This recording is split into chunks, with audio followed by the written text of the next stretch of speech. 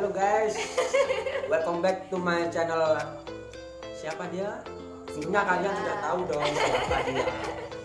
Welcome back guys to my YouTube channel, di channel Sita Bella. Kali ini aku kedatangan bintang tamu yang menurutku gokil banget ya. Segala pemikiran dia gitu, cara ngomongnya juga. Ya semoga aja apa yang dia omongkan nanti mengandung manfaat. Amin, doakan saja para subscriber. Subscriber namanya siapa? Perkenalkan, nama saya Ahmad Fatul Fikron, biasa dipanggil Sahabat Fikron. Saya dari Kampus Institut Agama Islam Al-Falah Sunyah Kencong Jember. Kebetulan saya mengambil fakultatif pendidikan agama Islam, jadi agak-agak nyambung. Oh ya, stop dulu. Ya. Kan kita belum ngomong nih mau bicara apa. Oh iya. Soalnya saya kalau di depan kamera selalu ngocos gitu. Langsung responsif. Oh, itu bagus itu. Jadi gini teman-teman, tadi kita sedikit diskusi kecil-kecilan ya. Terus si Fikron ini menyinggung pendidikan di masa pandemi. Ya nanti kalau memang pemikirannya dia itu tidak sesuai dengan apa yang Anda pikirkan, gitu ya jangan apa ya. Justice gak apa-apa sih. Kuliah aja dia. Enggak bercanda guys. Maksudnya dimaklumin aja gitu ya. Kita kita lihat dulu sejauh mana pemikiran dia gitu kan, mengamati pendidikan di masa pandemi ini, yang mana biasanya dia juga ini fakultatifnya fakultas tarbiyah gitu. Langsung aja sih kamu nyelontos, silakan. Iya, baik. Terima kasih waktunya. Semoga apa-apa yang saya sampaikan membawa manfaat tentunya kepada manusia-manusia lainnya. Iya, terutama pemirsa YouTube Sita Bella. Terutama wabil khusus subscriber, penonton setia. Jangan lupa ya hidupkan lonceng. Ya nanti tahu kabar-kabar terbaru dari channelnya Sita Bella. Iya. Langsung saja ya, berbicara tentang pandemi ini kan tentunya sekarang sekolah-sekolah pada diliburkan, bukan diliburkan sih, tapi diganti dengan pendidikan dengan berbasis online. Iya, benar. Ini sebenarnya tentunya ada baik dan buruknya. Tapi yang saya bicarakan tentunya ini bagaimana kehidupan di desa dengan menggunakan pendidikan online. Ini sebenarnya bukan sebuah solusi yang baik kalau untuk masyarakat desa. Karena gimana? Karena di sisi lain memang di desa ini sinyal itu memang menjadi suatu hal yang langka. Tapi terus gimana mereka dengan orang tua mereka dengan berpenghasilan, mohon maaf ya, ekonomi menengah ke bawah ini masih dituntut untuk membelikan kuota sang anak untuk mengikuti pembelajaran online. Dan ini saya rasa tidak efektif. Karena apa? Anak ini waktu bermainnya sangat panjang. Karena saya rasa dan saya lihat anak-anak ini semakin tidak terkontrol sebenarnya. Tapi kalau orang tua ini berperan aktif dalam mendampingi tentang pembelajaran ini, maka anak ini masih seimbang mana bermain dan mana waktunya belajar. Tapi yang saya lihat ini dan agak miris, mereka itu khususnya anak-anak SMA ya. Ini terjadi beneran jadi kamu Iya. pernah lihat juga ya? Dan ini terjadi di lingkungan sekitar saya. Mereka itu saya lihat mulai pagi sampai sore terus bermain wifi. Ini gimana? Tak tanya, kok nggak belajar? Males, ini gurunya gini-gini aja. Ini gimana ya? Saya rasa gimana ya? Solusi-solusi solusinya mungkin Mbak Bella yang kasih nanti. Iya Iya benar ini. Waktu itu kan memang pertama masa pandemi kita, kemudian sektor pendidikan juga kena imbasnya gitu kan. Iya. Terus ada diskusi daring, waktu itu sempat saya lontarkan pertanyaan-pertanyaan terkait solusi dengan media pembelajaran online ini gitu. Nah waktu itu respon narasumber ya memang saat ini pemerintah itu masih fokus di penanganan virusnya gitu, penanggulangan virusnya. Jadi pendidikan kurang diperhatikan, mungkin gitulah bahasanya. Makanya karena waktu itu statement saya ketika melihat pendidikan Indonesia hari ini itu hanya formalitas gitu aku. Kalau omongan kasarnya itu. Jadi pendidikan Indonesia itu formalitas, sekedar jalan aja gitu di masa pandemi. Nah akhirnya ya mungkin gini aja, untuk kita lihat sejauh kita kasih waktu, kalau memang pada waktu itu Indonesia belum siap gitu dengan adanya pandemi ini, kita lihat 2 bulan 3 bulan apakah ada perubahan sistem di pendidikan ini, sehingga juga membuat rata semuanya. Sebenarnya gini deh, ngomong kebijakan itu lagi ya, kebijakan itu yang perlu diketahui ketika mengambil sebuah kebijakan, riset, observasi untuk menerapkan sebuah kebijakan itu sejauh mana. Yang kedua, tidak semua kebijakan itu baik gitu loh. Nah, jadi kalau perspektif orang masing-masing itu beda untuk menilai sebuah kebijakan ini nanti ya. Ketika pun nanti ada solusi, aku bilang nggak mungkin merata solusi. Maksudnya nggak mungkin baik secara merata. Tapi kita lihat persentasenya, lebih banyak merata, lebih banyak baiknya apa buruknya. Kalau lebih banyak baiknya ya nggak apa-apa dijalankan. Tuh. Karena gini ya, mengutip dari statementnya Samyan bahwa negara ini masih fokus ke penanganan COVID ini, belum terjun sepenuhnya ke pendidikan ya, ke sektor pendidikan. Karena kan pemerintah kan mengeluarkan isu bahwa dengan diadakannya belajar online ini orang tua lebih bisa mendampingi secara penuh anaknya belajarnya bagaimana. Iya. Ini tapi tidak terjadi di orang tua yang bekerja harus keluar rumah. Iya. Dan ini tidak bisa dilakukan karena apa ya? Mereka orang tua harus memenuhi gimana harus bekerja keluar rumah, contoh seperti di sawah, dan ini tidak menutup kemungkinan meninggalkan anaknya di rumah sendirian. Kira-kira seperti itu. Ya benar, ketika memang ada kebijakan stay at home gitu kan, Iya. school from home, book from home, memang bacaan kita itu seharmonis itu. Nah, Tapi itu. harmonisasi itu milik siapa? Gitu. Sama ketika kita membaca bahwa kebijakan stay at home berpotensi adanya kekerasan dalam rumah tangga. Nah itu bacaan di wilayah mana? Gitu. Ada kan kebijakan stay at home malah membuat harmonis itu. Jadi memang kita membacaannya nggak bisa pukul rata. Nah, Tapi kasihan juga, ini juga harus menjadi pertimbangan. Mungkin solusi yang bisa ditawarkan kemarin kan aku sedikit diskusi nih sama teman-teman, bisa melakukan door to door gitu deh. oh Si guru melakukan door to door ke muridnya, tapi itu kan masih berpotensi adanya penyebaran deh kalau Iya. gitu kan, dan lagi kurang efektif. Nah memang pantauannya lebih fokus dari guru lembaga tersebut ke orang tua, habis itu ke murid. Karena kalau guru langsung ke murid itu nggak efektif kalau menurutku. Yang pegang kendali di rumah itu orang tua. ya. Ini hanya ya kalau kalian setuju gitu boleh subscribe, Iya. kalau nggak setuju nanti komen gimana. Karena gini Gimana? sebelum ini agak melebar sedikit ya. Tentunya setiap pemerintahan itu mengambil keputusan, tentunya ada 3 lapis dalam unsur kenegaraan. Wes. Ada aku belum tahu ya tingkatan lapis ini. Elit, Oh iya. menengah, dan bawah ini.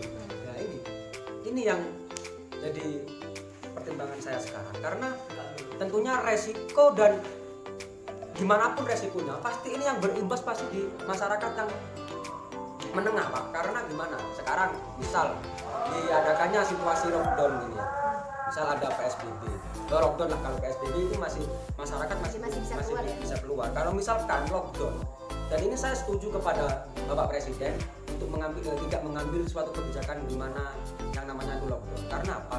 Karena ketika lockdown otomatis ekonomi negara, jangankan keluarga negara pun mati, sempat terhenti kalau kita mengambil suatu situasi lockdown seperti ini. Makanya dalam tatanan dalam tatanan negara kan ada yang namanya MPR.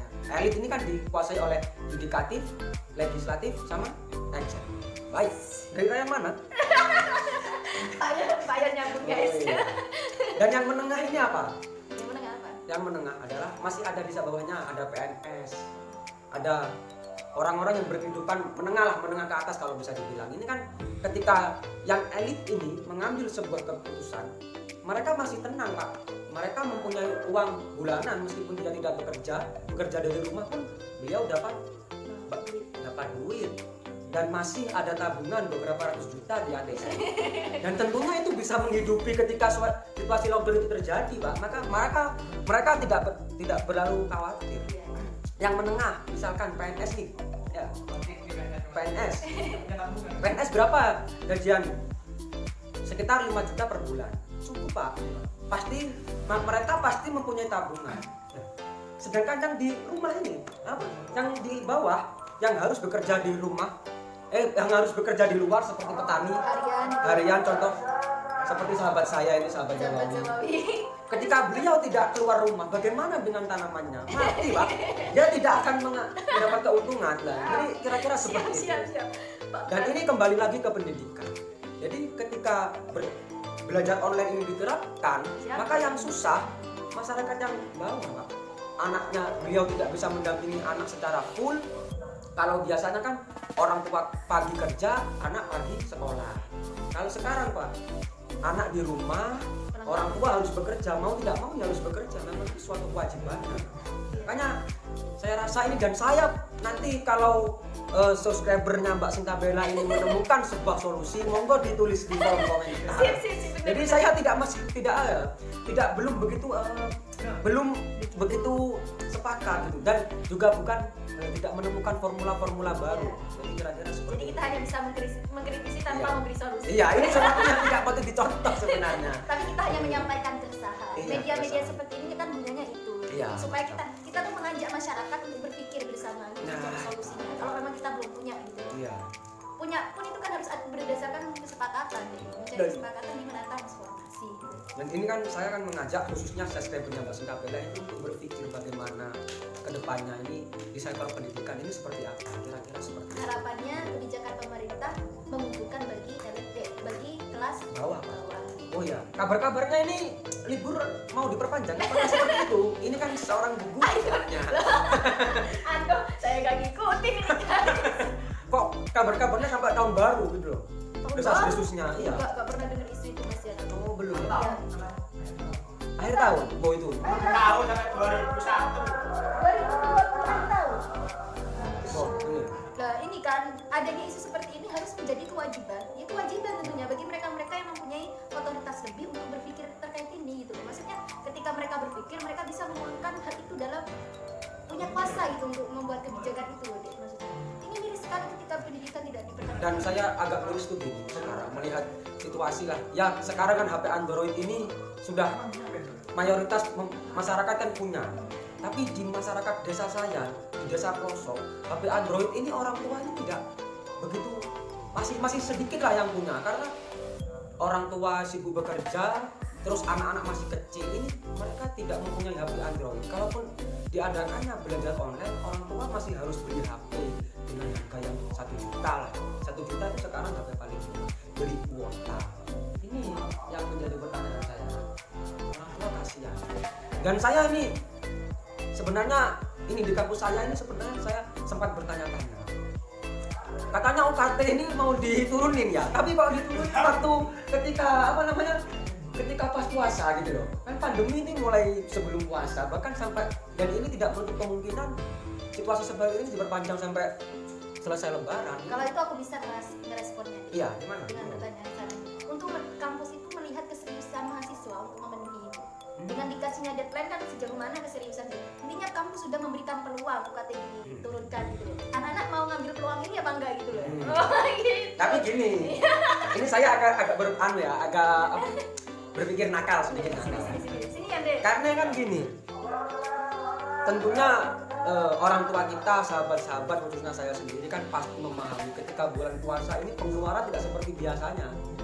Dan otomatis ketika kampus ini menurunkan UKT, mereka tidak akan membayar karena apa? Masih ada kebutuhan-kebutuhan yang harus dipenuhi untuk memenuhi hari lebaran, misal beli kue, anaknya minta baju. Ini saya rasa kampus mengambil suatu keputusan lucu, tapi ya dengan memanfaatkan waktu di bulan puasa ini.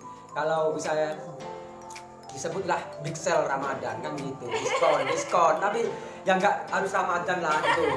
Kalau saya ngasih saran lah ya, ketika habis lebaran itu sudah diskon ini diberlakukan, ini saya rasa saya apresiasi. Tapi untuk sekarang di bulan Ramadan ini, kalaupun ada yang membayar itu pun hanya 10% itu sudah banyak, karena kebutuhan di bulan Ramadan ini tidak seperti bulan-bulan biasanya, Pak. Ya nanti bisa dipertimbangkan kalau ada Iya. akademisi yang lihat ini. Ya mohon maaf. Mungkin bisa diperpanjang gitu waktu Iya, diskonnya, ini ya. bukan berarti saya bicara lancar. Kartu merah. Tidak. Mana? Loh, ganti nanti mas. Ya, ini aku salaman sama Mandion guys. Ini Siap. Manyon guys. Dia yang selalu ini orangnya tarbiyah ini. Dulu. Ini loh. Say hi, Boy. guys. Wah. Wah, sekarang Pak Cabang ya kan? Enggak lah. Kalau sampean mengikuti Instagramnya PCPMI Jember tentunya pasti kenal dengan yang namanya sahabat Gadis Nanda Indriawan. Dia adalah ketua bidang 2 yang sering gontok-gontokan dengan penguasa yang jelas, pasti dia habisi sama dia, sahabat-sahabat. Kalau Anda nanti juga penasaran dia ngomong di channelku juga bisa komen. Nanti aku bisa tolong dia untuk ngomong apa yang. Oh paling dikemukin. Sudah ya, closing ya. Sudah itu saja. Ya guys, itu aja bacot kita hari ini. Semoga bacot yang receh ini juga menuai manfaat untuk kalian. Itu ya Mas. Iya. Ya Kron. Sekian dari Enggak, saya. gitu. Oh gimana? IG-mu, promosiin apa? Oh iya, kalau ingin lebih kenal-kenal dekat dengan saya, Seperti dia gitu ya ya. itu kebetulan saya masih jomblo. Tentunya ikuti Instagram saya Fikron Mustafa. Asia, ini guys. Pasti saya full back kok. Mantap. Kalau mau DM aja. Saya balik. Yes. Promosi ya. Ya mungkin kira-kira seperti itu. Ya itu aja guys video dari kita, semoga bermanfaat. Biar gak kamu aja nih yang menuai manfaat juga bisa share gitu ya. Apapun yang kita omongkan, jika ada kesalahan kami mohon maaf. Jika tidak ada kesalahan pikir kami juga mohon maaf. Apa yang Anda pikirkan bisa komen di kolom komentar. Tentunya kalau komentar yang baik-baik aja ya. Jangan kok dikit. Udah itu aja guys. Iya. Bye bye. Sekian dari saya, wawal maafik ila aku amitorik. Assalamualaikum warahmatullahi wabarakatuh. Nah. Selamat Hari Raya Idul Fitri.